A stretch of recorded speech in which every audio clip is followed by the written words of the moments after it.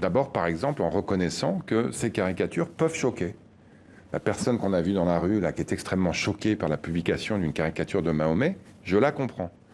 Mais en revanche, que des leaders politiques instrumentalisent le fait que les gens soient choqués pour faire de la politique domestique à bas coût. Erdogan est extrêmement fragilisé en Turquie.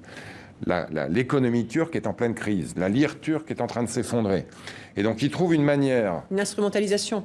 ...de divertir effectivement l'attention de ces problèmes en montant en puissance. Et c'est quand même assez ironique qu'il engage une enquête pour insulte à un chef d'État, là où c'est lui-même, il y a quelques jours, qui a dit que le président de la République française risquait d'avoir un problème de maladie mentale. Enfin, je veux dire, là, on marche complètement sur la tête. Donc, non, moi, évidemment, la liberté d'expression a une seule limite, c'est quand elle entache la liberté de vivre de l'autre. Comportement raciste, comportement antisémite, doivent être combattus, et ce sont les limites, y compris légales et constitutionnelles, de la liberté d'expression. Pour le reste, elle doit être totale, y compris d'ailleurs pour la critiquer.